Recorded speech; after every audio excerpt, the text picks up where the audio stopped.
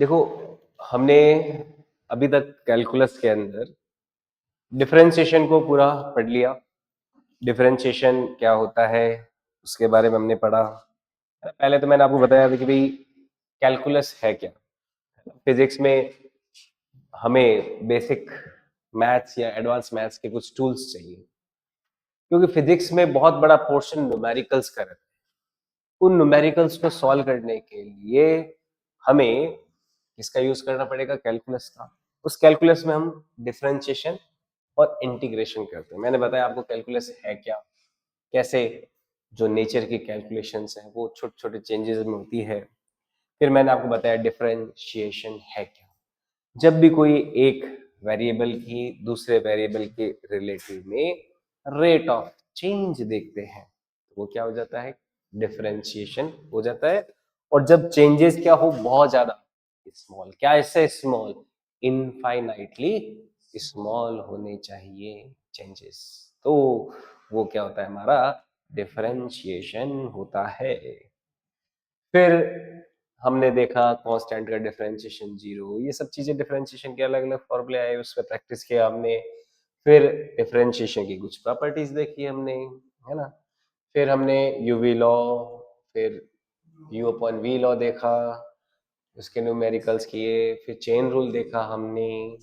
फिर हमने chain rule के कुछ एग्जांपल्स देखे, ये देखा। और फिजिकल मीनिंग देखा डिफरेंशिएशन का, क्या होता है रेट ऑफ चेंज। बहुत सारे जो रेट ऑफ चेंज के सवाल होते हैं उनको हम सॉल्व करते हैं। फिर मैंने इसका ज्योमेट्रिकल मीनिंग भी बताया। क्या होता है ज्योमेट्रिकल मीनिंग? कोई भी कर्व है उसके किसी पॉइंट पे जो टेंजेंट ड्रॉ किया जाता है, उस टेंजेंट का जो स्लोप होता है वो डिफरेंशिएशन ही होता है। ठीक है, अब देखो आगे जो अपन को पढ़ना है। आज अपन जो शुरू करने वाले हैं वो शुरू करने वाले हैं क्या? इंटीग्रेशन। क्या? इंटीग्रेशन।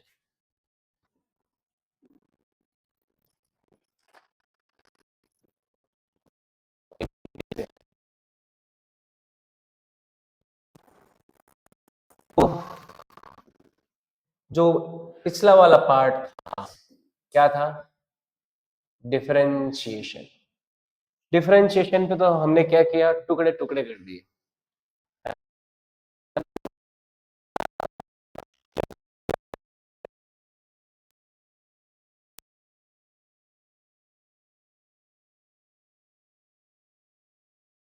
बस जोड़ देना। कोई आपका दिल तोड़ दे, दिल के टुकड़े टुकड़े कर दे, है ना।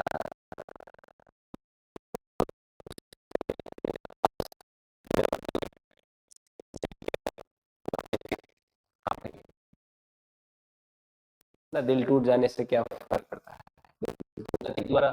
तो उसमें क्या चाहिए अपन को? इंटीग्रेशन, है ना। दिल टूटना मतलब क्या? आप तो बच्चे हो, तो आपके लिए दिल टूटने का मतलब क्या? किसी एग्जाम में मार्क्स अच्छे नहीं आए, आप एक्सपेक्ट कर रहे थे, दिल टूट गया कि नहीं यार मैंने बहुत तैयारी की, दिल टूट गया। तो वो क्या हुआ? डिफरेंशिएशन।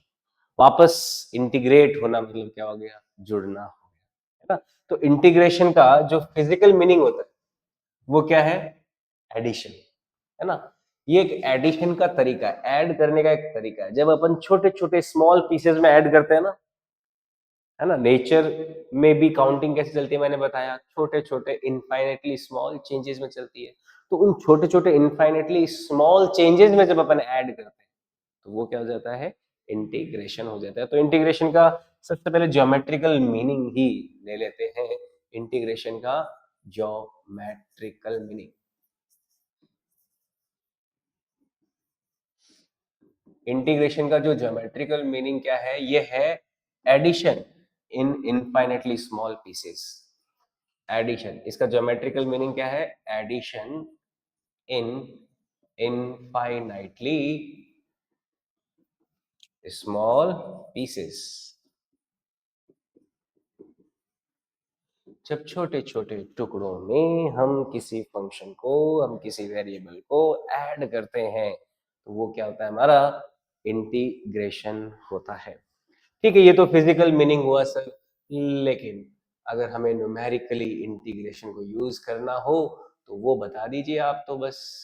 मैं तो फटाफट न्यूमेरिकल सॉल्व करके फ्री होना चाहता हूँ। मैं तो फटाफट न्यूमेरिकल सॉल्व करना चाहता हूँ। तो इंटीग्रेशन का न्यूमेरिकली हमें अगर यूज करना है तो सिंपल सी बात है, इंटीग्रेशन क्या है, just opposite of differentiation. Differentiation का क्या है, उल्टा है, रिवर्स ऑफ डिफरेंशिएशन। इंटीग्रेशन क्या है, रिवर्स ऑफ डिफरेंशिएशन। ये क्या है, रिवर्स ऑफ डिफरेंशिएशन है। कौन, इंटीग्रेशन। रिवर्स ऑफ डिफरेंशिएशन है इंटीग्रेशन।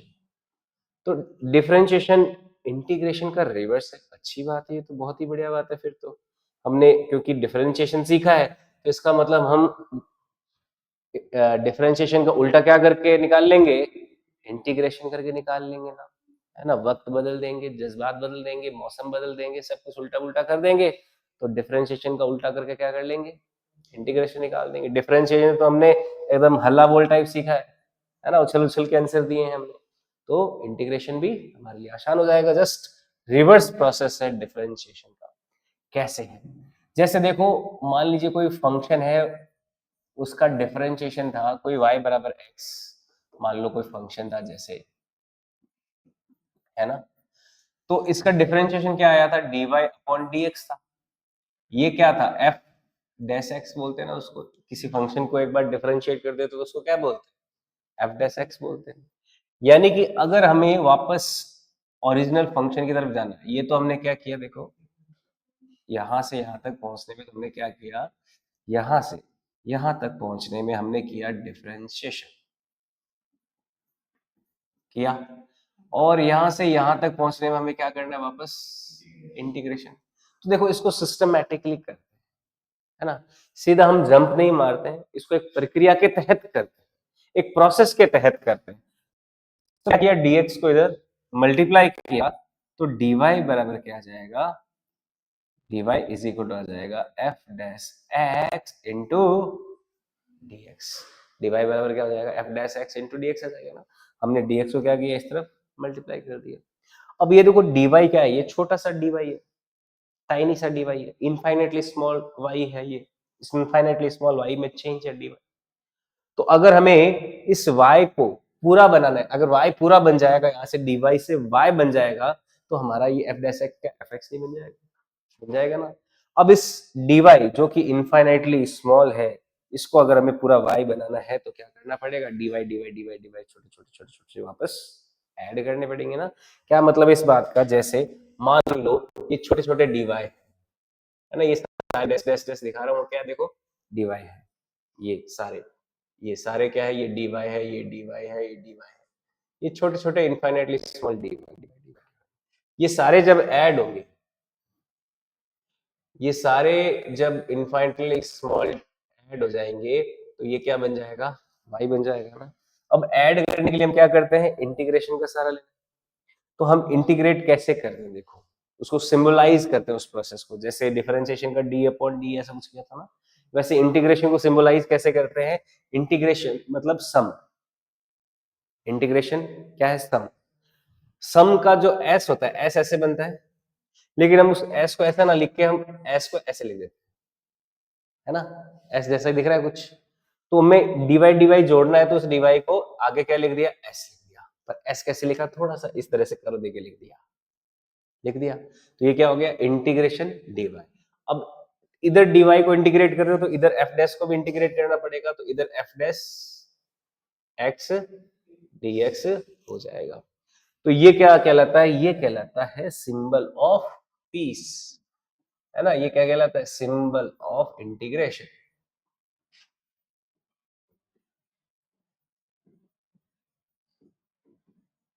है ना। सिंबल ऑफ इंटीग्रेशन है ये, इंटीग्रेशन का चिन्ह है कि कैसे इंटीग्रेशन आता है ना। ये हो गया सिंबल ऑफ इंटीग्रेशन।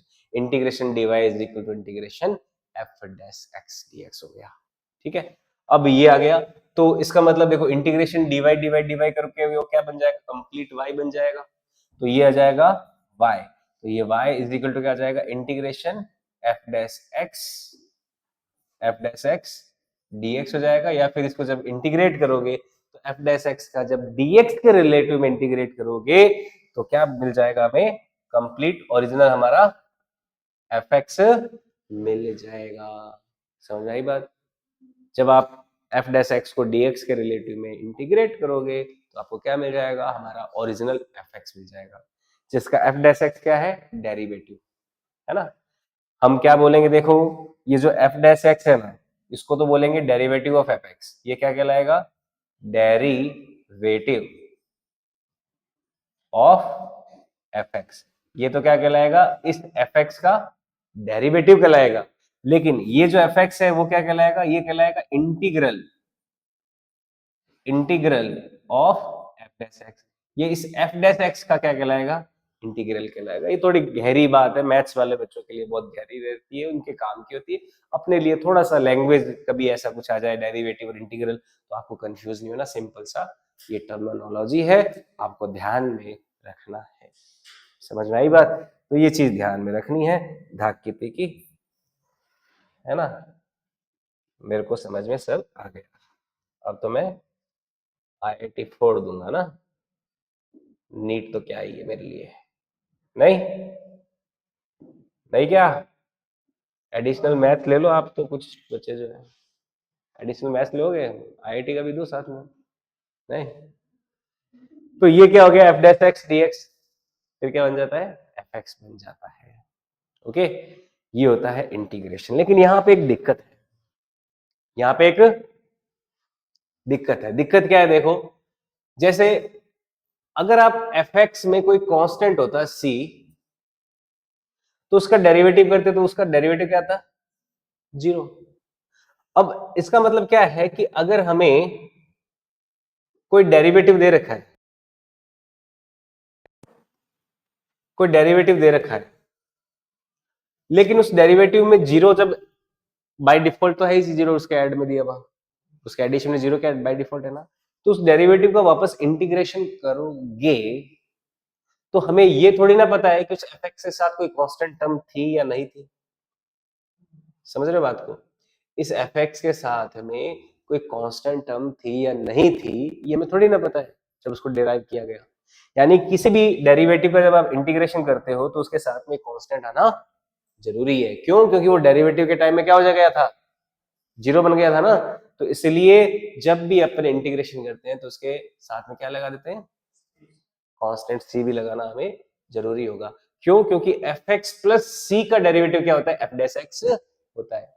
तो एफ डैश एक्स का इंटीग्रेशन क्या हो जाएगा? एफ एक्स प्लस सी होगा, जो सी कोई भी कांस्टेंट हो सकता है ना। ये हो सकता है कांस्टेंट 0 हो, ये हो सकता है कांस्टेंट 1 हो, ये कांस्टेंट 5 हो, 4 हो, 3 हो, 2 हो, कुछ भी हो सकता है। तो हम जब भी किसी डेरिवेटिव का इंटीग्रेशन करेंगे तो उसमें क्या लगाएंगे? कांस्टेंट सी लगाएंगे, क्योंकि ये कांस्टेंट सी हो सकता है कि डिफरेंशिएशन करते समय कांस्टेंट 0 बन चुका है, क्योंकि कांस्टेंट का डिफरेंशिएशन क्या होता है? 0 होता है ना, 0 होता है।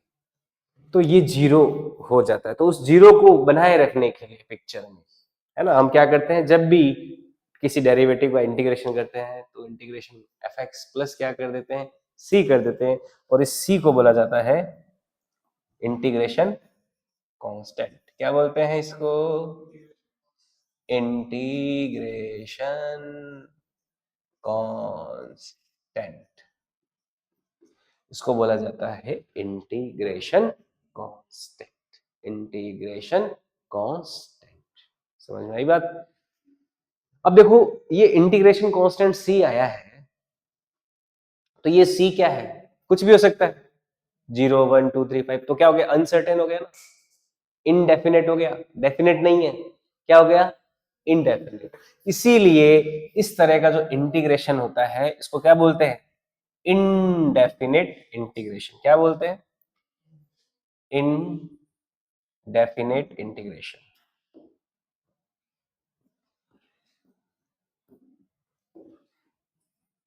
Indefinite integration.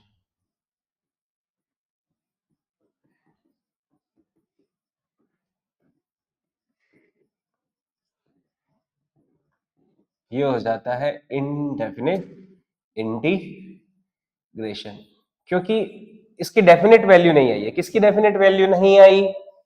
इंटीग्रेशन की कोई डेफिनेट वैल्यू नहीं आ पाई, इसीलिए हम इस तरह के इंटीग्रेशन को, क्योंकि इसमें कोई कांस्टेंट सी देना पड़ रहा है, इसीलिए इस तरह के इंटीग्रेशन को क्या बोलते हैं? इनडेफिनेशन इंटीग्रेशन बोलते हैं। समझ में आई बात?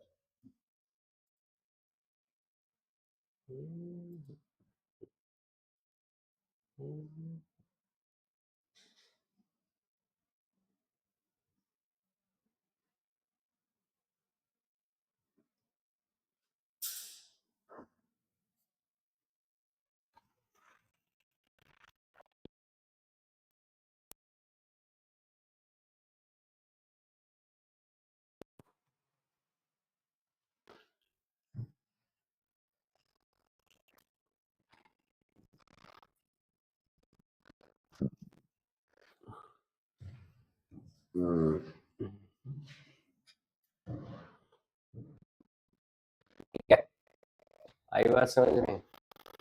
अब देखो, ये हो गया इनडेफिनेट इंटीग्रेशन। तो ये इनडेफिनेट है, तो कोई डेफिनेट इंटीग्रेशन भी होता है क्या?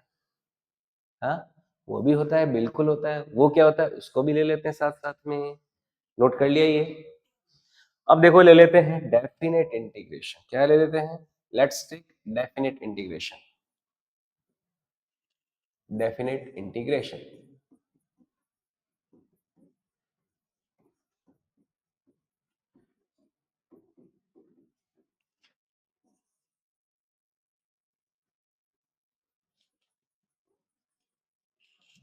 Definite integration.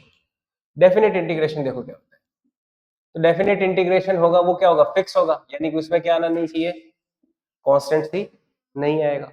ये कब नहीं होएगा? जब किसी इंटीग्रेशन को अपन किसी लिमिट्स के तहत करेंगे, है ना? इसको बोलते हैं इंटीग्रेशन अंडर द लिमिट्स। क्या बोलते हैं इसको? Integration under the limits. Integration under the limits. जब किसी इंटीग्रेशन को लिमिट्स के तहत करते हैं तो ऐसे इंटीग्रेशन को क्या बोलते हैं? डेफिनेट इंटीग्रेशन बोलते हैं। कैसे? जैसे मान लीजिए ये सिंपल सा इंटीग्रेशन है, integration F x F dash x D x, जिसकी वैल्यू क्या आएगी? एफ एक्स प्लस सी आएगी ना। किसी एफ डैश एक्स की इंटीग्रेशन करते हैं तो क्या होती है? एफ एक्स प्लस सी आती है। अब मान लो इसको लिमिट्स के तहत करें। लिमिट्स के तहत करने का मतलब क्या है? मान लो मैं इसको इंटीग्रेट करता हूं x बराबर a से x बराबर b तक। इनको क्या बोलते हैं? लिमिट बोलते हैं, है ना? हमने इंटीग्रेशन किया लेकिन एक लिमिट के तहत, एक मर्यादा के तहत, है ना? मर्यादा, है ना? हमें बाउंड्री लगा दी कि तेरे को x बराबर a से b तक ही क्या होना है? इंटीग्रेट होना है। तेरे को सारे टुकड़े नहीं जोड़ने, जो तुझे तेरे टुकड़े टुकड़े हो गए थे उसको सारे टुकड़े नहीं जोड़ने। मतलब तेरे को केवल फिक्स यहां से यहां तक ही जोड़ना है ना? तुम्हारा जो दिल बचपन से लेके आज तक टूटता आया है, तुम्हें बचपन से लेके आज तक का सारा दिल नहीं जोड़ना है। तुम्हें क्या करना है? जो 11th-12th में टूटा है बस उतना ही जोड़ लो, है ना? कि 10th क्लास से लेके 12th क्लास तक का जो दिल टूटा है उसी को ही जोड़ना है। उसमें जितने भी मतलब जो आपेक्षिक चीजें हमें जीवन में नहीं मिली, उनका जो दुख है, विरह है, उसी को ही वापस जोड़ना है बस। तो ऐसा कुछ हो जाए, है ना? तो वो क्या हो गया? लिमिट हो गया। तो ऐसे केस में अपन क्या करते हैं? देखो यहाँ पे लिमिट लगा देते हैं। इस लिमिट को बोलते हैं लोअर लिमिट। इसको क्या बोलते हैं? Lower limit. और इसको बोलते हैं, ये लोअर है तो ये क्या हो जाएगी? Upper limit. ऊपर पंखा चलता है ना? मेरे तो टावर हो रखे हैं दो दो, उनको यही सुनाना पड़ता है। ऊपर पंखा चलता है, नीचे में बिछ होता है, सोते सोते को फिर वो बोलता है भूख लगी, खा ले बेटा मूंगफली है, मूंगफली में दाना नहीं, मैं तेरा मुंह नहीं, ऐसे बोलता है। यशवंत जो है छोटा वाला, मेरा बड़ा वाला लड़का, ये बड़ा जल्दी बोलना सीख गया था, तो क्या मस्त बोलता था। और छोटा वाला भी सीख रहा है धीरे धीरे।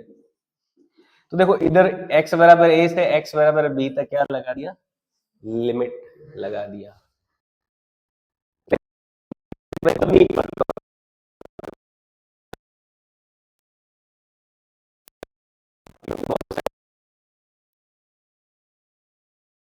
बाकी फ्राइडे सैटरडे 2 दिन छुट्टी थी स्कूलों में, नहीं थर्सडे और फ्राइडे छुट्टी थी, फिर सैटरडे, सैटरडे मतलब ऑफ नहीं था, ऑन ही था, फिर संडे ऑफ था और मंडे भी ऑफ था।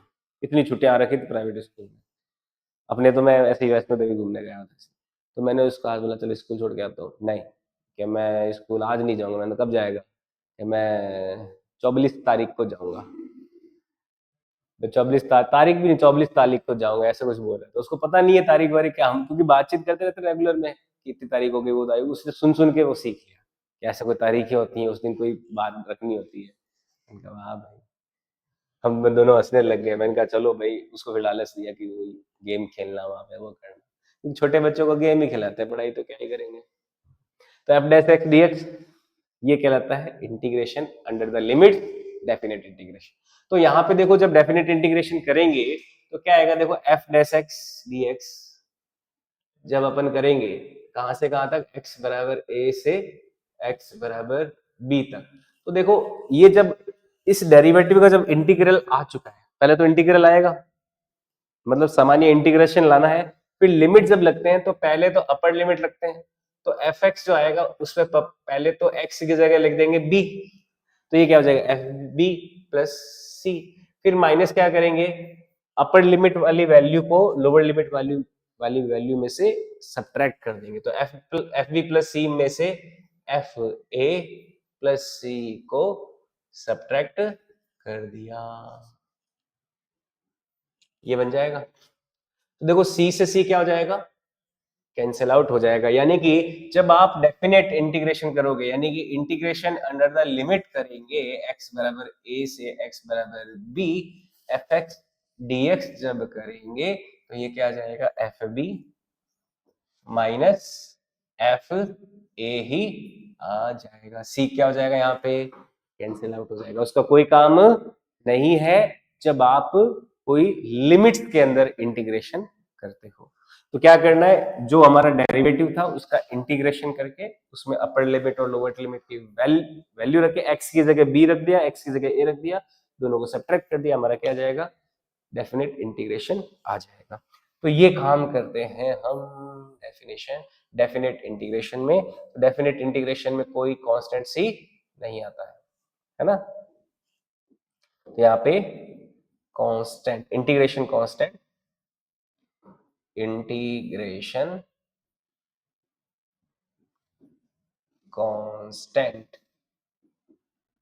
is not used in definite integration।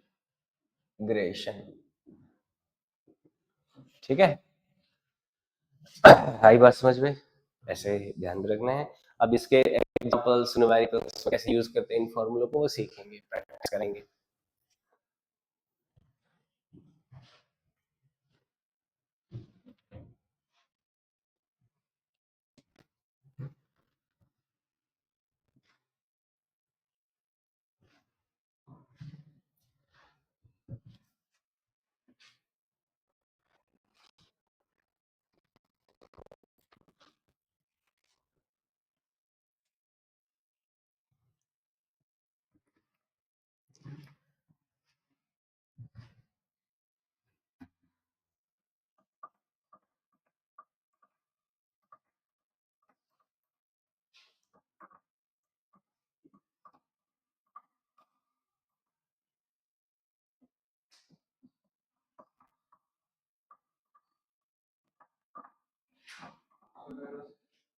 है, हो गया, ठीक है।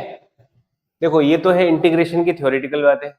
अब इसके जैसे डिफरेंशिएशन के बारे में मैंने ज्ञान बहुत दिया आपको, उसके बाद मैंने क्या बोला, फॉर्मूले याद रख लीजिए, इन फॉर्मूलों को यूज करना आना चाहिए, बस अपना काम हो जाता है। वैसे ही इंटीग्रेशन के भी कुछ क्या है, स्टैंडर्ड फॉर्मूले हैं, वो हमें याद रखने हैं, उनको याद रखने से हमारा काम हो जाएगा। सिंपल सी बात है, जैसे साइन एक्स का डिफरेंशिएशन क्या होता है cos x, तो cos x का इंटीग्रेशन क्या हो जाएगा sin x। इस तरह से ही होती है चीजें। तो फॉर्मूले क्या क्या बनते हैं, सबसे पहले जो सबसे ज्यादा इंपॉर्टेंट फॉर्मूला कौन सा, x की पावर n वाला, तो हम क्या लेते हैं, formulas for integration, integration formulas.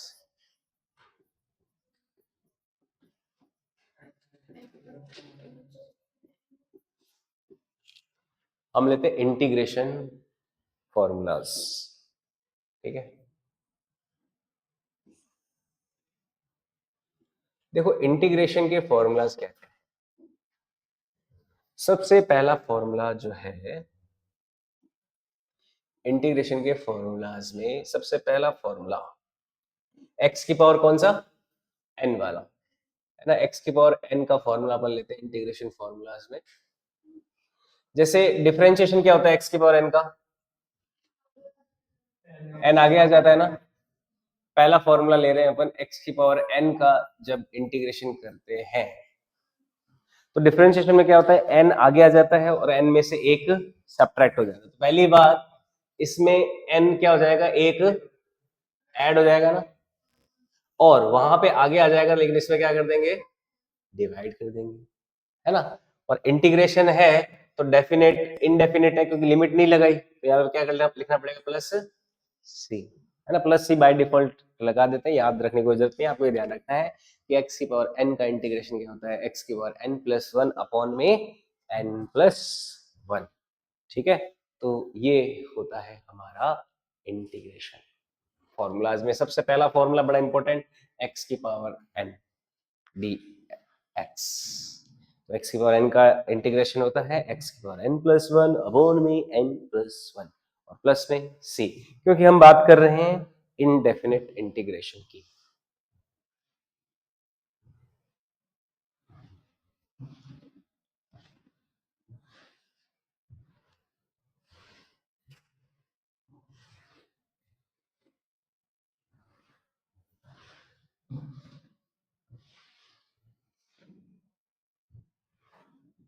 ठीक है, इस फॉर्मूले को यूज करने के लिए न्यूमेरिकल्स देखें।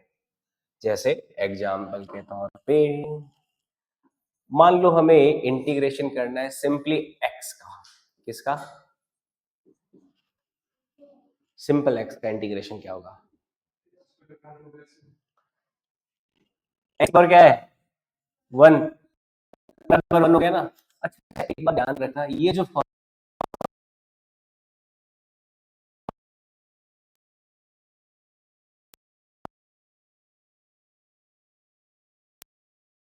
माइनस वन जब होगा ना, तो क्या गड़बड़ हो जाएगी, ये वन में से वन गया जीरो, तो ये वन अपॉन जीरो इनफाइनाइट हो जाएगा, जो कि अनडिफाइंड हो जाएगा। इसलिए माइनस वन के लिए यूज नहीं होता, बाकी एन कुछ भी हो, माइनस टू हो, माइनस थ्री हो, प्लस फाइव हो, दस प्लस दस हो, कुछ भी हो, सबके लिए यूज हो सकता है। जैसे एक्स डी एक्स का इंटीग्रेशन देखिए, तो एक्स की पावर क्या है, वन, तो ऊपर क्या हो जाएगा, वन प्लस वन, नीचे क्या आ जाएगा, वन प्लस वन, प्लस में क्या आ जाएगा, सी, तो ये क्या हो जाएगा, X square by two plus C. ये हो गया सिंपल एक्स का इंटीग्रेशन। तो एक्स का इंटीग्रेशन क्या है, एक्स डी एक्स का एक्स स्क्वायर बाय टू है। और देखिए सिंपल अगर डीएक्स का इंटीग्रेशन करना होता तो क्या, सिंपली अगर हम इंटीग्रेशन कर देते हैं मान लीजिए डीएक्स का,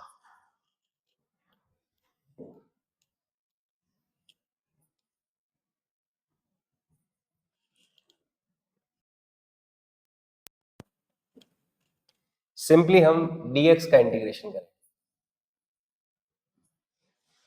बताओ इसकी वैल्यू क्या आएगी।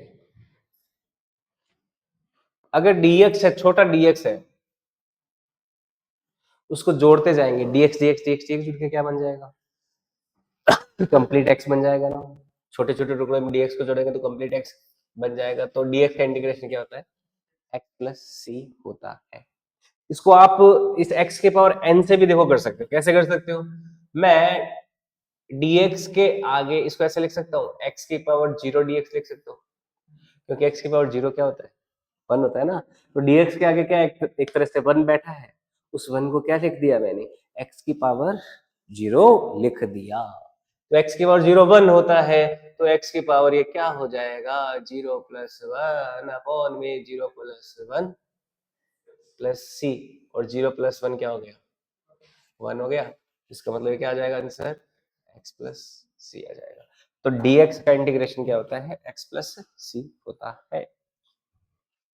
ठीक है, और देखो ये बड़ा इंपॉर्टेंट फॉर्मूला है, सबसे ज्यादा यही काम आता है फिजिक्स में, x की पावर n वाला, है ना, इंपॉर्टेंट फॉर्मूला है ये।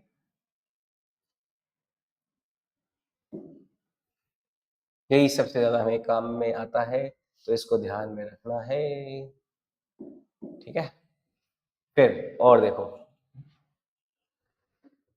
देखो एग्जांपल्स देखते हैं, इस फॉर्मूले के अलग अलग एग्जांपल्स हैं। जैसे एग्जांपल के तौर पे मान लीजिए हमें इंटीग्रेशन करना है किसका, कोई एग्जांपल, एक्स स्क्वायर का करें, सिंपल सा, चलो सिंपल सिंपल से लेते हैं।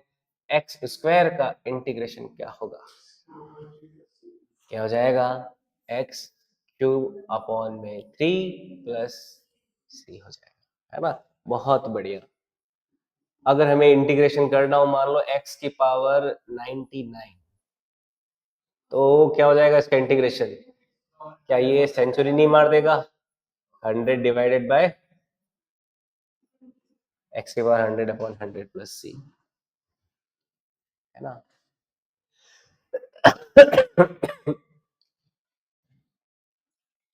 अगर मुझे इंटीग्रेशन करना हो, मान लीजिए एक्स की पावर 2/3 dx का, बताओ इसकी वैल्यू क्या आ जाएगी,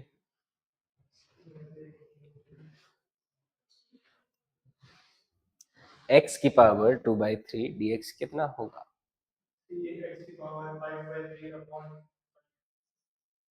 x की पावर 2/3 प्लस 1 कर देंगे डिवाइडेड बाय प्लस c कर देंगे ना, तो क्या हो जाएगा, x की पावर 5/3 अपॉन में प्लस c, या फिर कितना आ जाएगा 3/5 टाइम्स x की पावर 5/3 प्लस c, ये आंसर आ जाएगा 3/5 टाइम्स x की power 5/3 plus c, this would be the answer. ठीक है, आया समझ में। तो देखो n की वैल्यू कुछ भी हो सकती है, सबके लिए लागू होता है ये फॉर्मूला, बस -1 नहीं होनी चाहिए। क्यों, क्योंकि जब -1 होगा तो x की पावर -1 का मतलब क्या, 1/x था, तो 1/, किसका डिफरेंशिएशन था ना, तो 1/x का इंटीग्रेशन क्या होगा,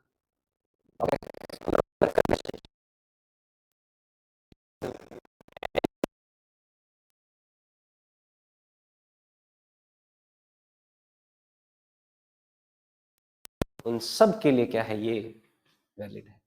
समझ में आई बात, आगे बढ़े, देखो आगे बढ़ते हैं, फिर इसी के एग्जाम्पल लेते हैं इस फॉर्मूले के। और एग्जाम्पल देखो, जैसे अगर आपको इंटीग्रेशन निकालना हो रूट एक्स का, तो बताओ कितना आएगा, रूट एक्स का इंटीग्रेशन,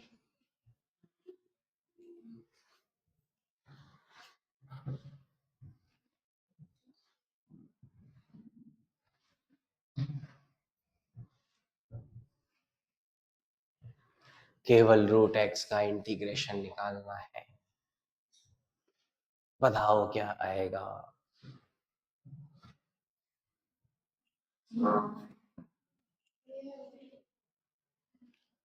क्या आएगा, 2/3, ये आएगा देखो, एक्स की पावर इसको 1/2 ले सकते हो, रूट एक्स क्या होता है, हाफ ही तो होता है, एक्स की पावर हाफ, तो वो क्या हो जाएगा, एक्स की पावर 1/2 में 1 का ऐड कर दोगे, और 1/2 में 1 का ऐड कर दोगे प्लस सी, तो ये क्या हो जाएगा, एक्स की पावर 3/2 डिवाइडेड बाय प्लस में सी, या फिर इसको लिख देंगे 2/3 टाइम्स ऑफ एक्स की पावर ठीक है, ये आ जाएगा। समझ में आई बात? या फिर एग्जाम्पल के तौर पे आपको इंटीग्रेशन करना है 1/x² dx का। बताओ क्या आएगा इसका इंटीग्रेशन?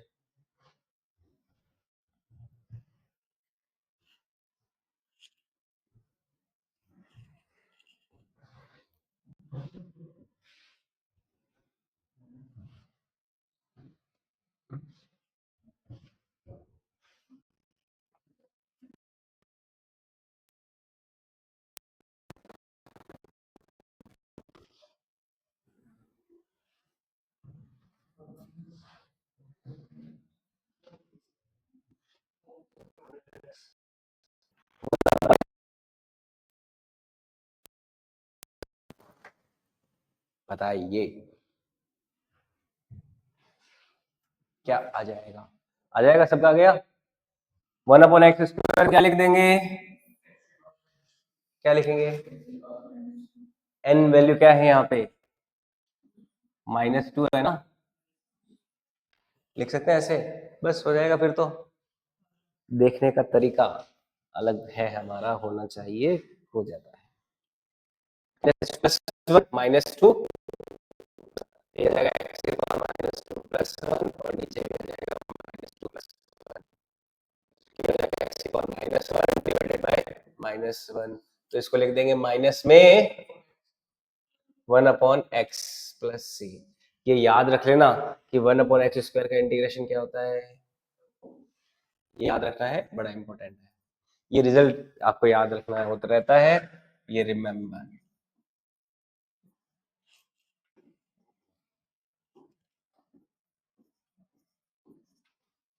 ये याद रखना है। 1/x² का इंटीग्रेशन होता है माइनस में 1/x। ठीक है, ये है 1/x² का इंटीग्रेशन।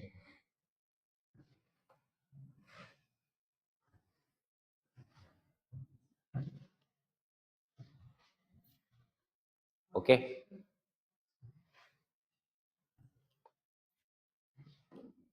नेक्स्ट, और देखो इसी के एग्जांपल्स। जैसे अगर आपको इंटीग्रेशन निकालना है 1/√x dx का, 1/√x dx का, बताओ क्या आएगा इंटीग्रेशन?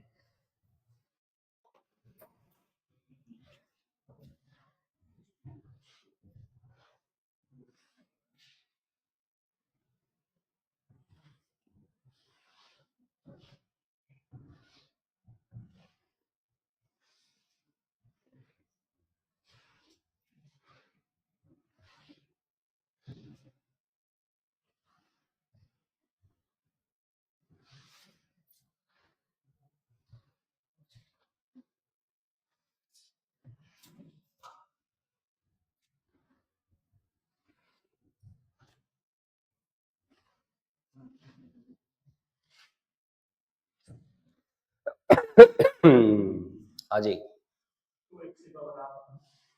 है 2x⁻²। x⁻² को क्या लिखते हैं? √x। ये √x क्या है? नीचे है, उसको ऊपर लेके जाएंगे तो भाई ये क्या है? 1/x⁻² है। क्या इसको ऊपर लेके जाएंगे तो क्या लिख सकते हैं? x⁻−1/2 dx लिख सकते हैं, नहीं लिख सकते? अब -1/2 का फॉर्मूला लगाया, -1/2 + 1 अपॉन में ये फॉर्मूला लगाएंगे तो क्या आंसर आ जाएगा फाइनली? x⁻1 में से 1/2 गया, कितना बचा? 1/2, और नीचे भी क्या बचा?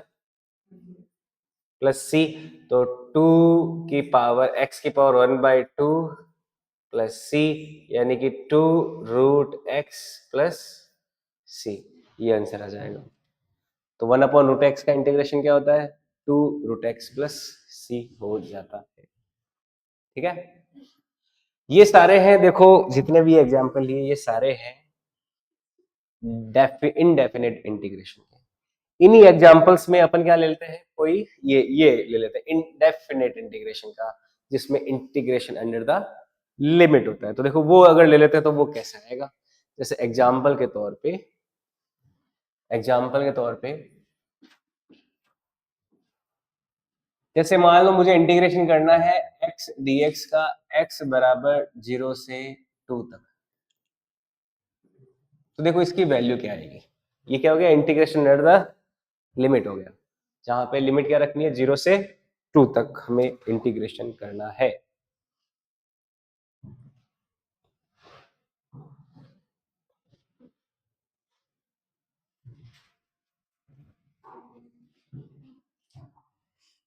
क्या आएगा इसमें, x का इंटीग्रेशन क्या, x का इंटीग्रेशन क्या होता है, x स्क्वायर 2, है ना। पहले तो इंटीग्रेशन कर देंगे, फिर क्या लिखेंगे, लिमिट। तो पहले तो 2 प्लस एक्स की जगह रख दिया, सॉरी माइनस करेंगे,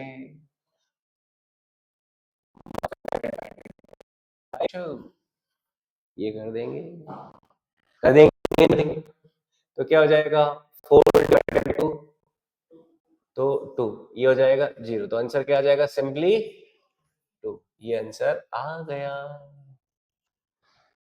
आया समझ में। तो ये होता है इंटीग्रेशन अंडर द लिमिट्स। जैसे एग्जाम्पल के तौर पे इंटीग्रेशन करना है 1/√x का, कहां से कहां तक, से बताइए इसकी क्या वैल्यू आएगी।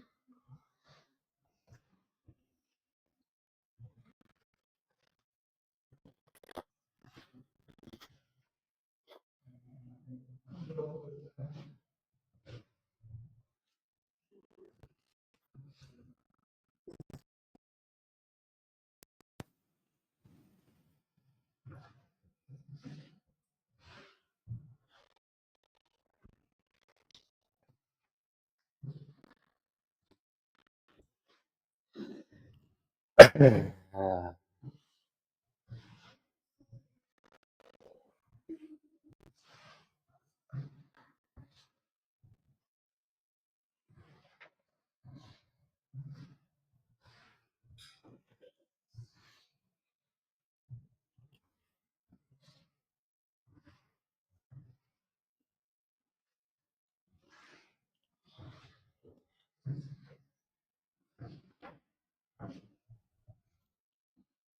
बताओ क्या आंसर आया, सभी का आया इधर।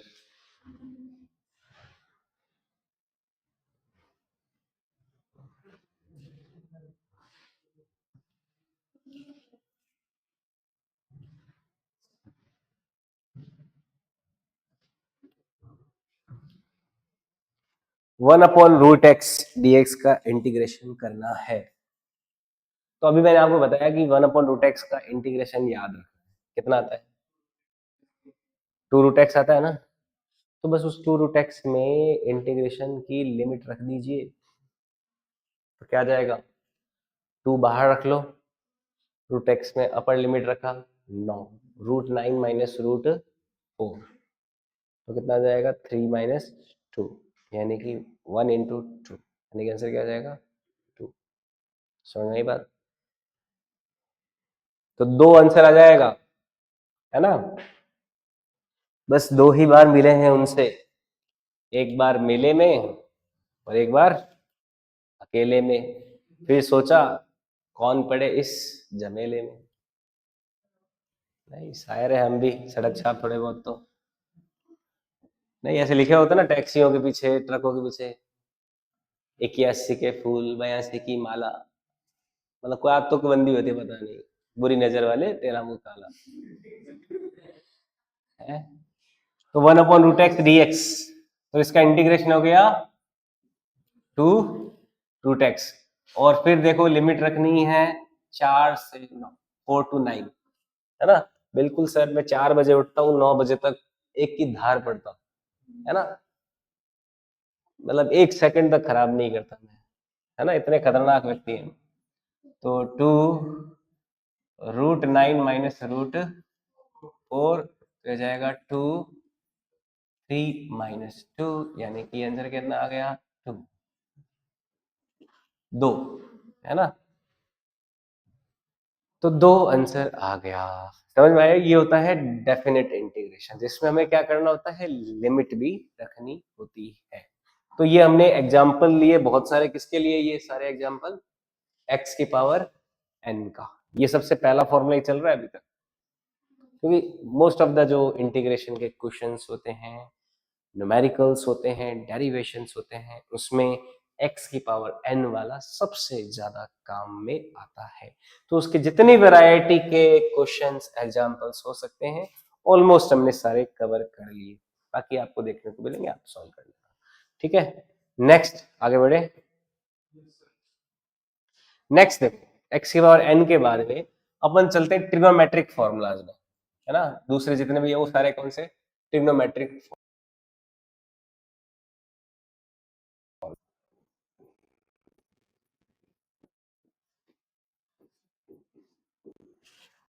ट्रिग्नोमेट्रिक फॉर्मूलाज लिए हैं। देखो ट्रिग्नोमेट्रिक फॉर्मूलाज जो है इंटीग्रेशन के, वो क्या हो जाएंगे यहाँ पे हमारे, उनको समझते हैं।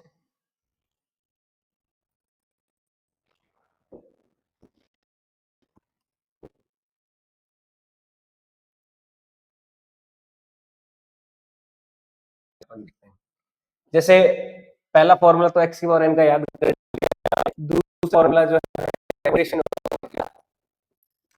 Sine x dx. देखो साइन एक्स क्या है, ध्यान से समझना। कॉस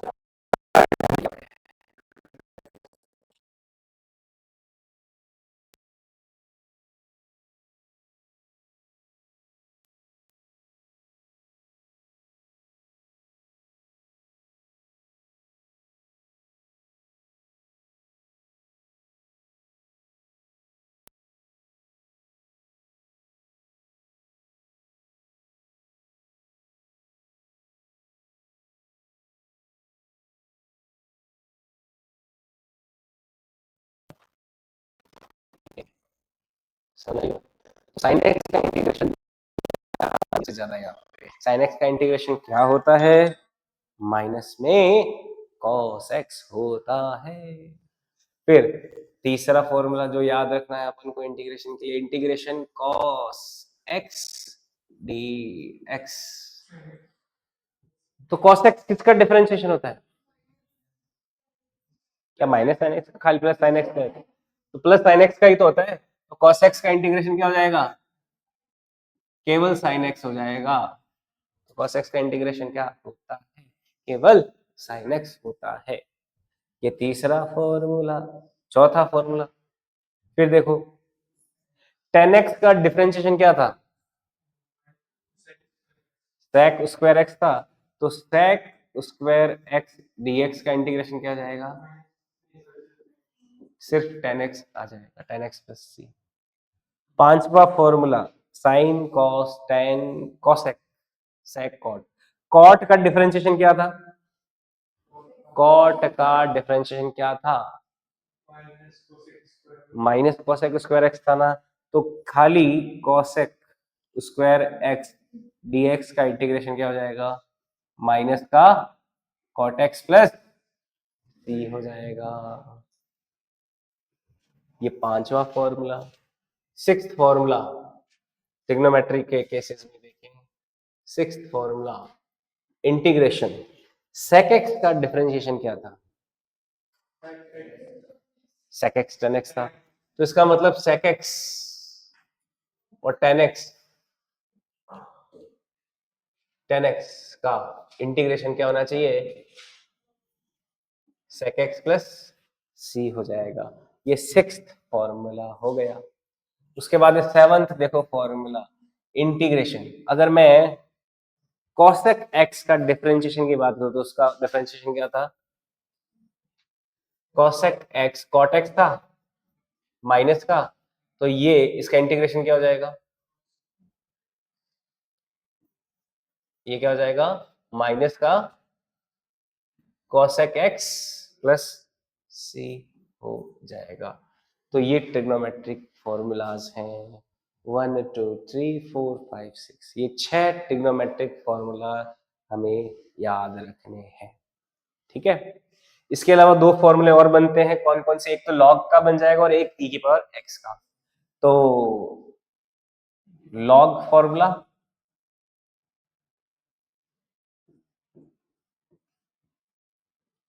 एक तो ले लेते हैं लॉग फॉर्मूला, है ना। लॉग फॉर्मूला क्या है? एक तो ले लेते हैं लॉग फॉर्मूला। देखो लॉग फॉर्मूला क्या आएगा, क्या कहेंगे लोग, है ना। तो 1/x, लॉग का डिफरेंशिएशन क्या था? 1/x था ना। तो 1/x का इंटीग्रेशन क्या हो जाएगा? लॉग, और वो भी कौन सा, जिसमें बेस में क्या होना चाहिए? ई होना चाहिए, है ना, जिसको अपन शॉर्ट में क्या लिख देते हैं? ln x। ठीक है, तो लॉग बेस में ई एक्स या फिर ln x, ln x plus C, ये क्या है? लॉग बेस में e की पावर x प्लस सी है। तो ये 8th फॉर्मूला हो जाता है 1/x का। तो 1/x का इंटीग्रेशन क्या होता है? log x, तो log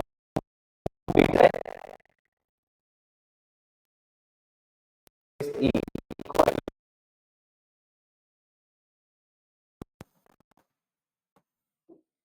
ln भी लिख देते हैं। ठीक है, तो ये 1/x dx का, ये बड़ा इंपॉर्टेंट फॉर्मूला, जैसे x की पावर n का इंपॉर्टेंट है, ये भी इंपॉर्टेंट है, इसको भी अपन बहुत जगह, ये आपके केमिस्ट्री में भी यूज होता है, फिजिक्स में भी यूज होता है, केमिस्ट्री में भी ये लॉ। और देखो नेक्स्ट लेते हैं e का पावर x फॉर्मूला, e की पावर x।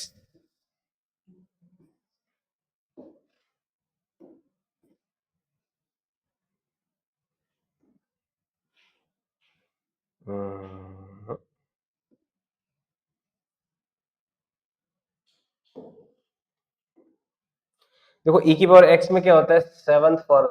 9th फॉर्मूला है ये। जैसे e की पावर x का डिफरेंशिएशन क्या था? तो e की पावर x का इंटीग्रेशन क्या हो जाएगा?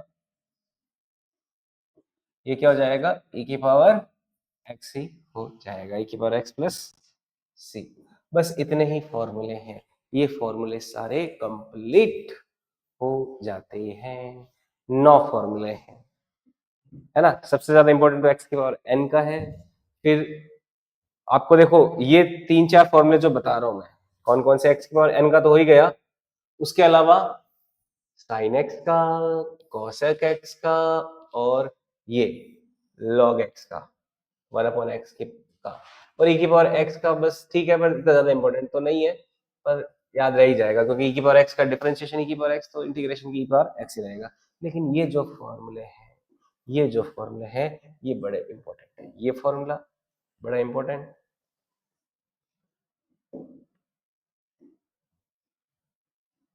ठीक है। ये फॉर्मूला बड़ा इंपॉर्टेंट, ये फॉर्मूला बड़ा इंपॉर्टेंट, ठीक है। और ये x की पावर n वाला तो है ही जी। x की पावर n का इंपॉर्टेंट, साइन x का इंपॉर्टेंट, cosec x का, log x का, और ये पावर x, बस। बाकी ये थोड़े ध्यान में रखना, कभी काम आ सकते हैं। अब देखो इनको अपन इंटीग्रेशन में यूज करते हैं।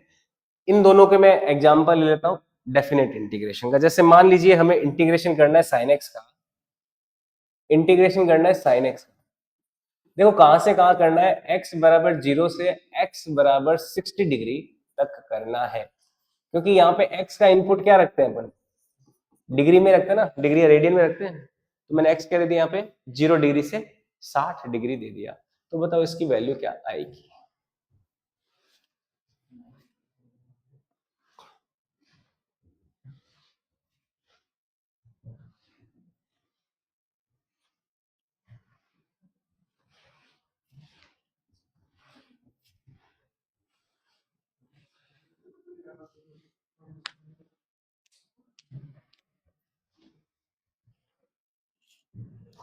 x बराबर 0 से x बराबर 60 डिग्री तक हमें इंटीग्रेट करना है sin x dx को।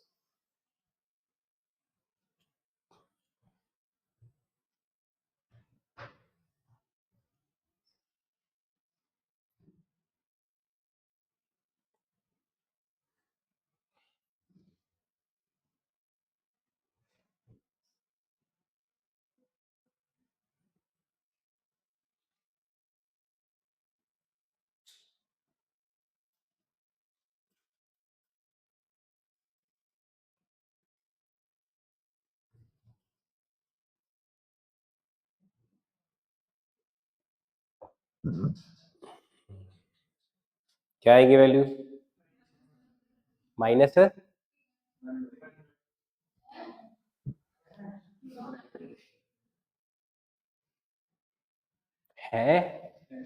ये है क्या होता है?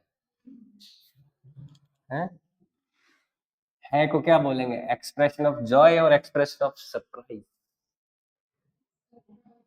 एक्सप्रेशन ऑफ सरप्राइज है। अपने मारवाड़ी में क्या कहते हैं? है डुड़गी कहते हैं क्या मारवाड़ी में? है तो डुड़गी है, है। आप लोग मॉडर्न हो गए हो तुम, मारवाड़ी से आपका कनेक्शन खत्म हो गया। साइन एक्स डी एक्स का देखो, साइन का इंटीग्रेशन क्या होता है? माइनस में कॉस एक्स होता है, लिमिट नहीं है 0 डिग्री से 6 डिग्री। पहले क्या रखोगे? कॉस 60 रख दोगे, फिर क्या रख दोगे? कॉस 0 रख दोगे, तो माइनस कॉस 60 की वैल्यू, कॉस 0 की वैल्यू, तो हाफ में से 1 गया, कितना बचा? कॉस 0 की वैल्यू क्या होती है? कॉस 0 की वैल्यू 0 होती है।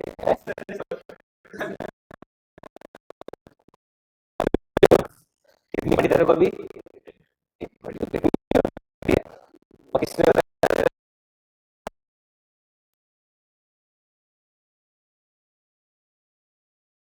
हाफ में से 1 गया, हाफ में से 1 गया, कितना बचेगा?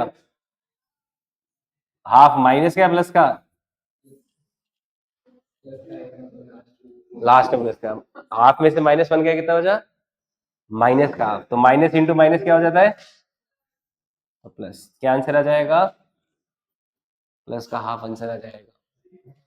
इसका सही हुआ है। तो ये हो जाता है प्लस का हाफ आंसर इसका, साइन एक्स डी एक्स का। और देखो एग्जाम्पल, मान लो इंटीग्रेशन करना है कॉस एक्स का 0 से π/6 तक, बताओ क्या आंसर आएगा?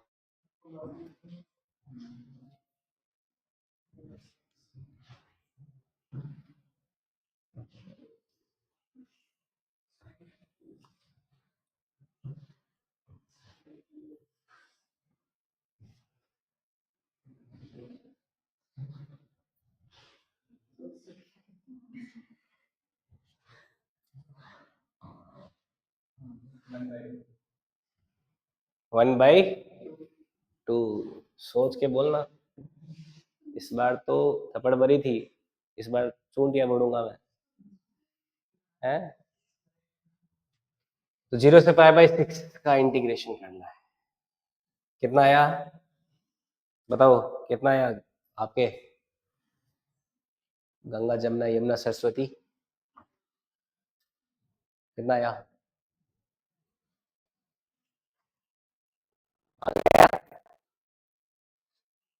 cos x का इंटीग्रेशन क्या माइनस का?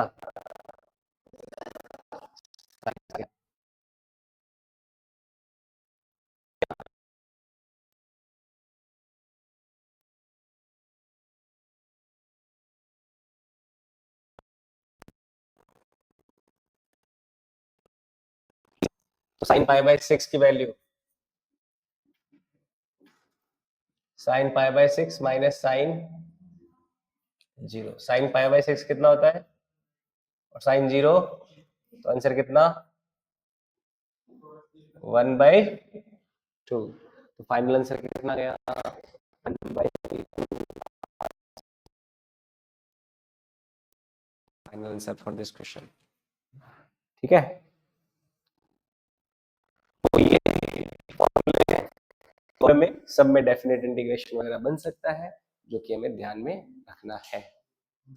ठीक है, अब देखो ये इंटीग्रेशन फॉर्मूले के बाद में जो नेक्स्ट हम इंटीग्रेशन में सीखते हैं, जैसे डिफरेंशिएशन के फॉर्मूले, उनके न्यूमेरिकल प्रैक्टिस, प्रॉपर्टीज ली, वैसे इनकी प्रॉपर्टीज है, इंटीग्रेशन की प्रॉपर्टीज में डिफरेंशिएशन की प्रॉपर्टीज हमने काफी सारी पढ़ी। इंटीग्रेशन की प्रॉपर्टीज में देखो क्या आती है, बहुत लिमिटेड प्रॉपर्टीज है, प्रॉपर्टीज ऑफ इंटीग्रेशन।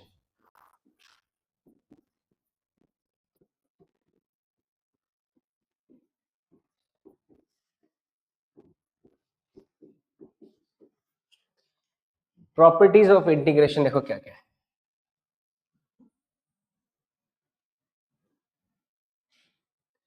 इंटीग्रेशन की प्रॉपर्टीज में सबसे पहली प्रॉपर्टी क्या कहती है कि इंटीग्रेशन जब करते हो किसी फंक्शन का और उस फंक्शन के मल्टीप्लाई में कोई कांस्टेंट है, क्या है, कोई फंक्शन का इंटीग्रेशन कर रहे हो और उस फंक्शन के मल्टीप्लाई में क्या है, कोई कांस्टेंट है, तो ये कहता है कि कांस्टेंट को कुछ मत करो, केवल फंक्शन का ही इंटीग्रेशन कर दो, बस कुछ नहीं करना, कांस्टेंट को कुछ नहीं करना।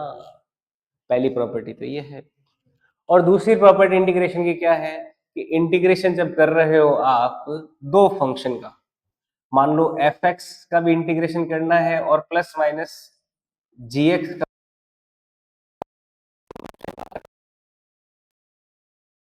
दूसरी प्रॉपर्टी क्या कहते हैं,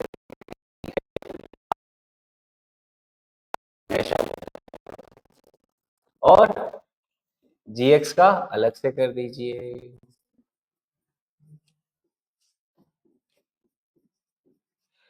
ये दूसरी प्रॉपर्टी है, ठीक है। तो ये होती है दो प्रॉपर्टियां इंटीग्रेशन की, और भी होती है मल्टीप्लिकेशन प्रॉपर्टी वगैरह, पर वो अपने फिजिक्स के पॉइंट ऑफ व्यू से बहुत ज्यादा अपने काम की नहीं है, तो उसको अपन नहीं पढ़ेंगे। ठीक है,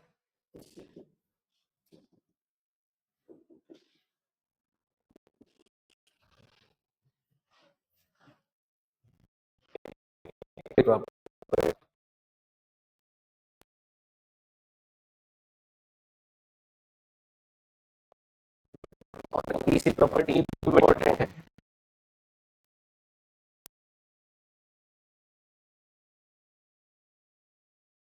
का ऐसे फंक्शन का जब आप डिफरेंशिएशन कर रहे हो जिसमें वेरिएबल के कोई मल्टीप्लाई में है, तो डिफरेंशिएशन में भी क्या आ जाता है, वो मल्टीप्लाई में आ जाता है ना, आता है ना। तो ठीक वैसे ही यहां पे अगर आप किसी डेरिवेटिव, ऐसे डेरिवेटिव का इंटीग्रेशन कर रहे हो जिसमें एफ ए एक्स प्लस बी है, क्या है,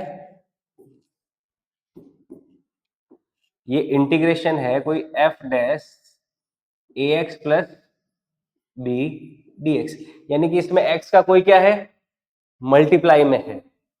तो ऐसे केस में जब आप इंटीग्रेशन करोगे ना, तो मान लो एफ का इंटीग्रेशन आया, एफ डेक्स का कोई इंटीग्रेशन आया, एफ ए एक्स प्लस बी, अगर इसका डिफरेंशिएशन करते तो इस ए का यहाँ पे मल्टीप्लाई कर देता ना, तब डिफरेंशिएशन में।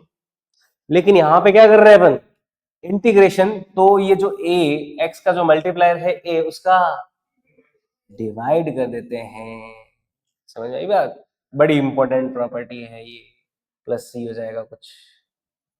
तो ये बड़ा ध्यान रखना कि अगर ऐसा कोई सिनेरियो हो जिसमें x का कोई वेरिएबल भी हो, तो उसमें क्या करेंगे, जो वेरिएबल का मल्टीप्लायर है उसका क्या कर देंगे,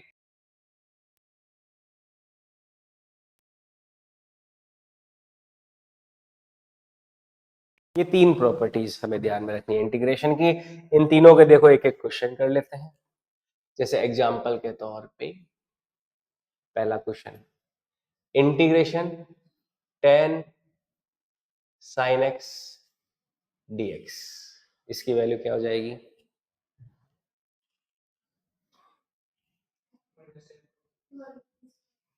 क्या आ जाएगा, माइनस में टेन cos x प्लस सी आ जाएगा। समझ में आई बात, टेन को कुछ नहीं किया, वही सब मल्टीप्लाई वगैरह कर दिया ना।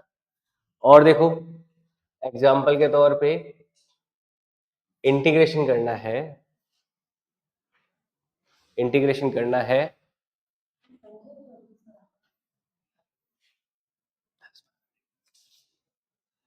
हमें इंटीग्रेशन करना है, मान लीजिए ये प्रॉपर्टी देखो, इस प्रॉपर्टी के अकॉर्डिंग हमें करना है integration x plus 1/x dx का। क्या आ जाएगा इसका इंटीग्रेशन, x का इंटीग्रेशन अलग से कर दीजिए, 1/x का अलग से कर दो, तो x का इंटीग्रेशन क्या हो गया, x² 2 1/x का log x प्लस में c। ठीक है, तो ये हो जाएगा x प्लस 1/x का इंटीग्रेशन। ओके, ये एग्जाम्पल हो गया। इसका देखो एग्जाम्पल तीसरे वाले प्रॉपर्टी का, अगर हमें इंटीग्रेशन करना है साइन 3x, साइन ना लेके मैं कॉस ले लेता हूं।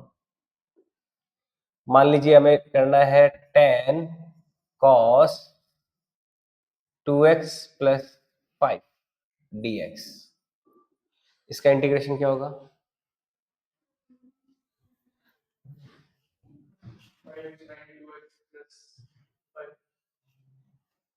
क्या आ जाएगा, टेन को तो कुछ नहीं किया, कॉस का इंटीग्रेशन साइन कितना 2x प्लस 5, और फिर जो x का वेरिएबल उसका डिवाइड कर देते हैं, तो किसका डिवाइड कर देंगे, 2 का, प्लस क्या हो जाएगा c। तो फाइनल आंसर क्या लिख देंगे, 10 में 2 का डिवाइड किया 5 sign 2x plus 5 plus c, तो ये आंसर हो जाएगा। तो ये प्रॉपर्टीज है, उन प्रॉपर्टीज के ये क्वेश्चंस हैं, सिंपल से। कांस्टेंट हो किसी फंक्शन में तो उसको मत कुछ मत करो, उस फंक्शन का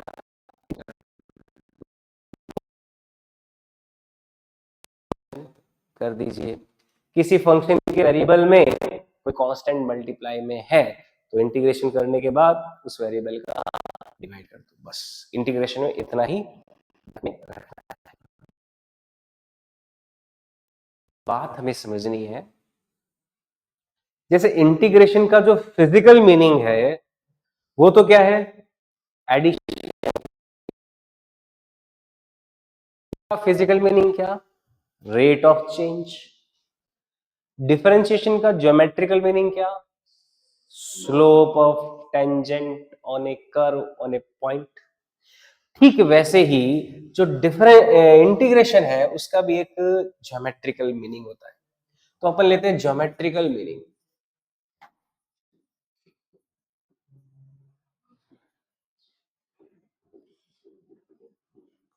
ऑफ इंटीग्रेशन। हम इंटीग्रेशन का लेते हैं ज्योमेट्रिकल मीनिंग। देखो इंटीग्रेशन का ज्योमेट्रिकल मीनिंग क्या होता है,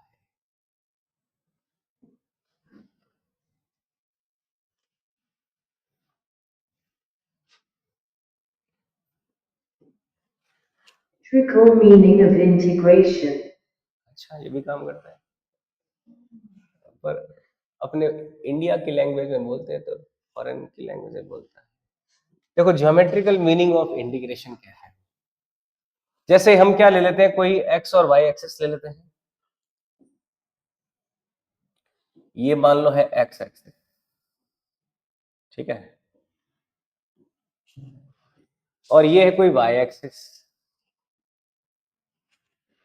ठीक है, ये एक्स एक्सिस ले लिया, ये वाई एक्सिस ले लिया, कोई ग्राफ हमने ड्रॉ किया y बराबर एफ एक्स का, ये मान लीजिए लेट सपोज y बराबर एक्स का कोई ग्राफ है ना, ये कोई फंक्शन है y बराबर एफ एक्स उसका ग्राफ है, ठीक है।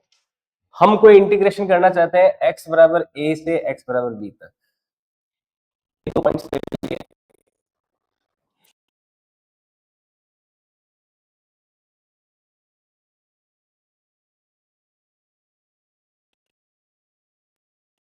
बराबर बी है।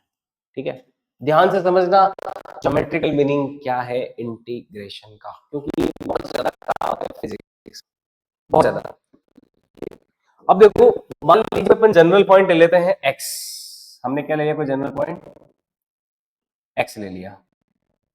इस जनरल एक्स से जो फंक्शन की वैल्यू है वो क्या होगी, होगी या नहीं होगी बताओ। इस जनरल एक्स पे फंक्शन की वैल्यू हो जाएगी एफ एक्स हो जाएगी, कोई दिक्कत वाली बात इसमें नहीं है। ठीक है, इस एक्स से थोड़ा सा मैं आगे बढ़ता हूं, यहां पे इस एक्स से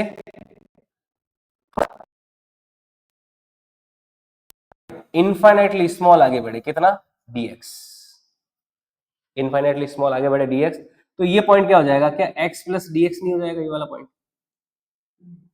ये पॉइंट क्या हो जाएगा, x प्लस डी एक्स, है ना।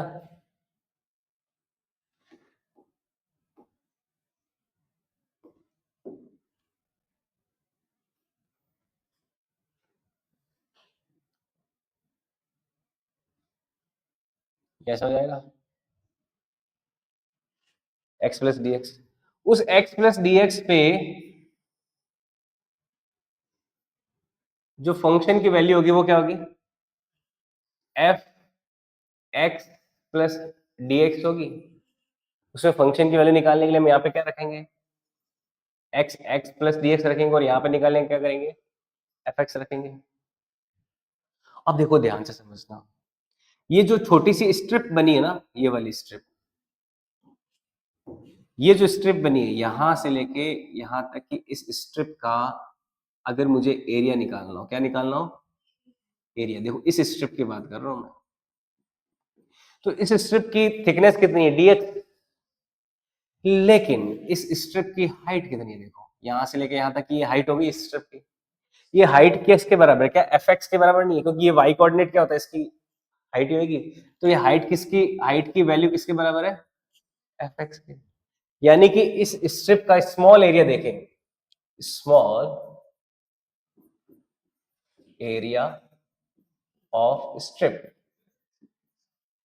जो जिसको बोला लो डी ए, तो ये डी ए की वैल्यू क्या आ रही है, क्या एफ एक्स डी एक्स, नहीं आ रही, आ रही है ना, क्या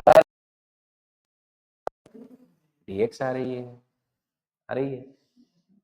ठीक है, यानी कि मैं दोनों तरफ इंटीग्रेशन का सिंबल यूज करूं, क्योंकि मुझे छोटा सा डी ए मिल गया, मुझे पूरा एरिया चाहिए, तो मुझे क्या डी ए, और इधर भी क्या कर देता हूं, इंटीग्रेशन डीएक्स कर देता हूं, कर दिया। और अगर इसमें लिमिट भी लगा दो इससे एक्स और इसमें भी रख देता हूं एक्स बराबर ए से एक्स बराबर बी, तो देखो क्या होने वाला है, यहाँ पर ध्यान समझना, यहाँ पे जादू होने वाला है। यानी कि यहां से ए से हम स्टेप्स बनाना ना, ऐसे ऐसे ऐसे, इस तरह से x बराबर a से x बराबर b तक जितनी भी स्ट्रिप्स होगी, उन सब का एरिया हम निकाल देंगे क्या,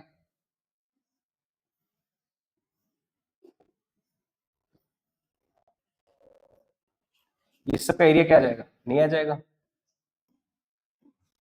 ये देखो,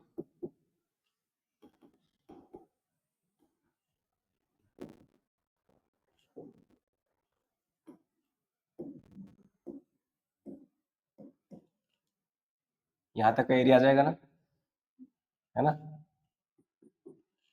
ये क्या सारा एरिया नहीं आ जाएगा, यहां से लेके यहां तक। हालांकि देखो ये वाला जो एरिया ना, ये वाला ये छूट रहा है हमसे, ये छोटा छोटा, ये जो सीढ़ी नुमा ऐसे शेप बनेगी ना, इसमें ये एरिया हमसे छूट रहा है, लेकिन हम बात जो कर रहे हैं वो डीएक्स की बात कर रहे हैं, डीएक्स क्या इनफाइनाइटली स्मॉल है, तो ये एरिया क्या होगा, बहुत ही कम होगा जो छूटने वाला है। तो यहां से हमें क्या मिल जाएगा, एग्जैक्ट एरिया मिल जाएगा एक्स बराबर ए से एक्स बराबर बी तक। तो इंटीग्रेशन का मतलब क्या होता है, ज्योमेट्रिकल मतलब क्या होता है, area under the curve, under the area under the curve, देखो कर्व के अंडर का एरिया और x axis between limits x बराबर a एंड x बराबर b। एक ऐसा एरिया जो कर्व के नीचे है, x एक्सिस के ऊपर है और दोनों लिमिट्स के बीच है, वो एरिया आता है कब? इंटीग्रेशन से। तो इंटीग्रेशन क्या होता है? इंटीग्रेशन ज्योमेट्रिकल मीनिंग ये हो जाएगा एरिया अंडर द कर्व।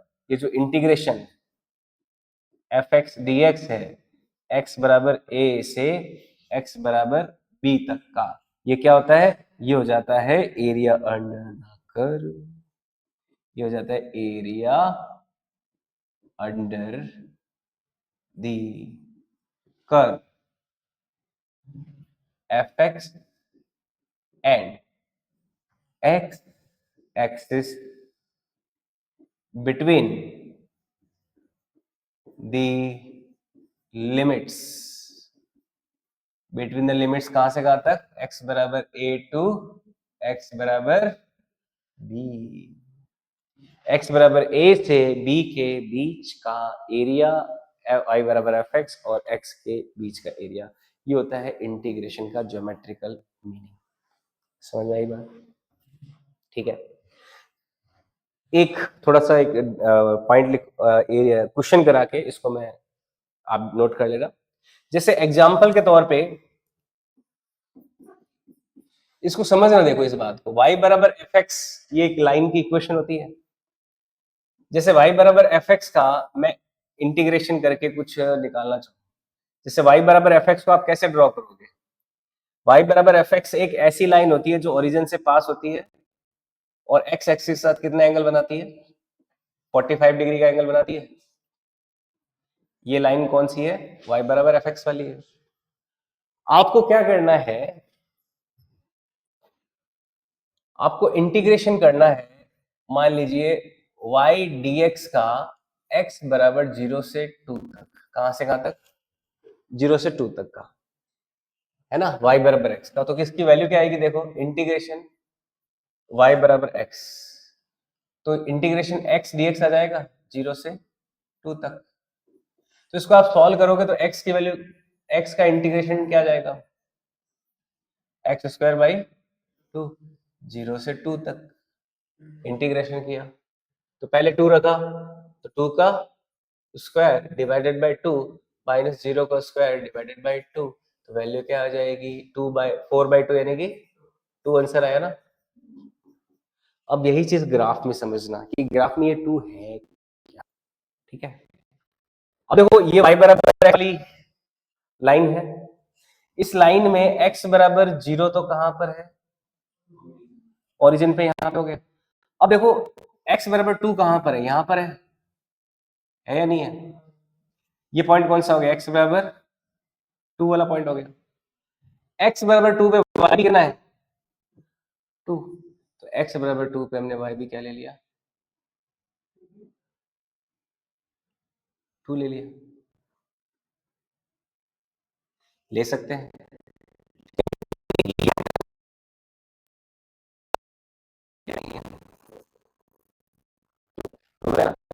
अब देखो ये इंटीग्रेशन किसको रिप्रेजेंट कर रहा है? Area under the curve, area under the curve, area the curve between.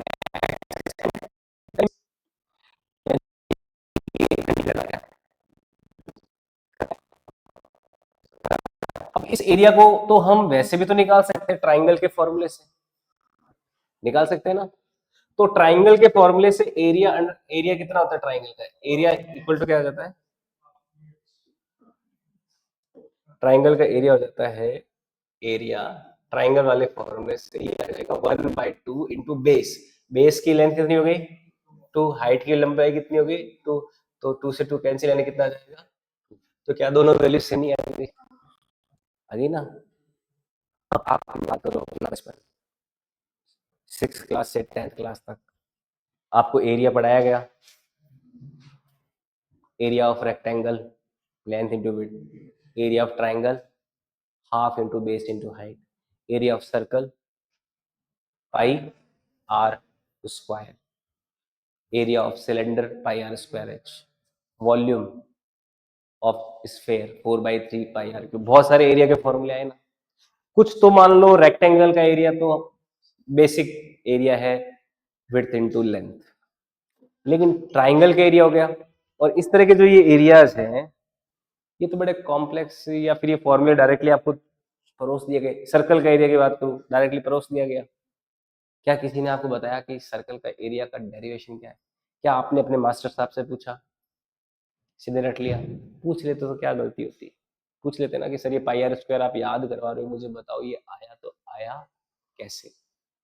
नहीं पूछा ना हमने, तो वो कहाँ से आया है? इस दुनिया के जितने भी अजीबोगरीब शेप्स है ना, उन सभी के एरिया कौन निकालता है? इंटीग्रेशन ही निकालता है। तो इंटीग्रेशन बहुत यूजफुल टूल है या नहीं है, कि हम किसी भी अजीबोगरीब शेप का क्या निकाल सकते हैं? एरिया निकाल सकते हैं। शेप चाहे कैसी भी हो, जैसे ये ट्राइंगल वाली शेप का एरिया तो आप तुरंत निकाल लोगे, हाँ बेस इंटू हाइट। लेकिन अगर ग्राफ साइन एक्स का आ गया इस तरह से, आपको पूछ लिया कि ये एरिया बताओ यहाँ से लेके यहाँ तक का, तो क्या करोगे? इंटीग्रेशन से आसानी से निकाल सकते हैं ना। हालांकि आपको इतना यूज तो नहीं करना, पर फिर भी ध्यान रखनी है बात। समझ में आया बात? तो इंटीग्रेशन से हम क्या निकाल सकते हैं? कोई भी कॉम्प्लेक्स से कॉम्प्लेक्स कोई भी कर्व का एरिया निकाल सकते हैं। ये इंटीग्रेशन का ज्योमेट्रिकल मीनिंग है। जैसे सर्कल के एरिया का मैं डेरिवेशन बता देता हूँ। देखो सर्कल का एरिया कैसा आया होगा। जैसे सर्कल के एरिया निकालने का डेरिवेशन पाई आर स्क्वायर होता है ना, एरिया ऑफ सर्कल। देखो ये इंटीग्रेशन से कैसे आया, एरिया ऑफ सर्कल। इस सर्कल के एरिया को निकालने के लिए क्या करते हैं, हम इस सर्कल को छोटे छोटे स्ट्रिप्स में तोड़ लेते हैं। मान लो कोई इसकी रेडियस है कैपिटल आर, इसकी जो कंप्लीट रेडियस है कैपिटल आर।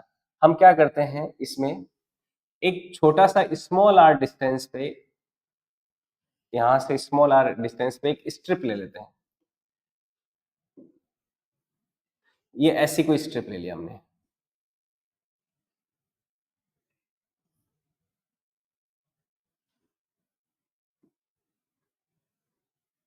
इस तरह की स्ट्रिप ले ली। देखो इस स्ट्रिप का जो थिकनेस है, यानी कि यहां से लेके यहां तक की जो थिकनेस है वो है डी आर। कितनी है?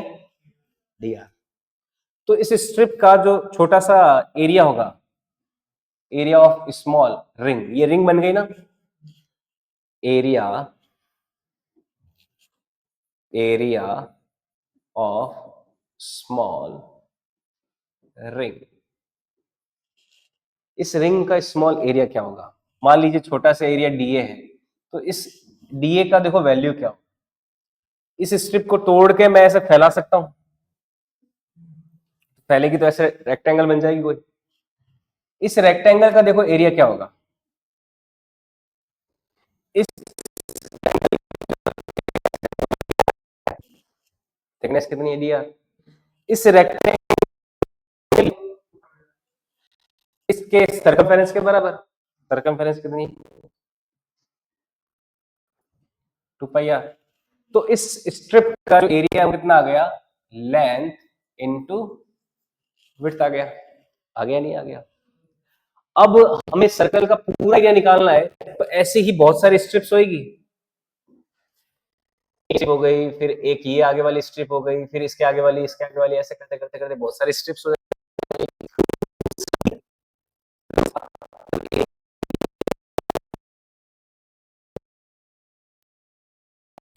तो अब जोड़ने के लिए हमने क्या कसम खा रखी है, या फिर क्या सीखा है? इंटीग्रेशन। तो इंटीग्रेशन डीए करेंगे तो ये क्या हो जाएगा? इंटीग्रेशन 2 पाई आर डी आर हो जाएगा। और कहां से कहां तक? सबसे पहली रिंग कहां से शुरू हो रही है? आर बराबर 0 पे, और सबसे आखिरी रिंग कहां खत्म हो रही है? कैपिटल आर पे। अब देखो इसका इंटीग्रेशन करते हैं, इसका इंटीग्रेशन करेंगे तो क्या आ जाएगा? ये तो आ जाएगा टोटल एरिया ए। 2 पाई को कांस्टेंट को कुछ नहीं करते, इंटीग्रेशन में बाहर रखते हैं। आर डी आर का इंटीग्रेशन क्या? जैसे एक्स डी एक्स का होता है वैसे आर डी आर का एक्स आर स्क्वायर बाई 2। कहां से कहां तक? 0 से कैपिटल आर तक। तो देखो एरिया की वैल्यू कितनी आ जाएगी? 2 pi capital R square by 2 minus 0। तो ए का वैल्यू आ जाएगा 2 से 2 कैंसिल, तो कितना आ जाएगा? पाई आर स्क्वायर। तो ये हम याद रखते हैं ना, एरिया ऑफ सर्कल। तो कैसे आ गया देखो, आ गया ना इंटीग्रेशन से। तो इंटीग्रेशन झूठ नहीं बोलता कि मैं एरिया निकाल सकता हूँ, सच में निकाल पा रहा है ना। आ रही बात समझ में। तो इंटीग्रेशन का ज्योमेट्रिकल मीनिंग क्या है, एरिया अंडर द कर्व। दुनिया के जितने भी कॉम्प्लेक्स शेप के एरियाज वो किससे आए हैं, इंटीग्रेशन की सहायता से आए हैं। समझ आई बात। तो ये हमारा इंटीग्रेशन यहाँ पे कंप्लीट हो जाता है। क्लियर है। तो इंटीग्रेशन में ये बातें हमें ध्यान में रखनी है। सबसे पहले तो इंटीग्रेशन के कुछ फॉर्मूलाज थे, है ना।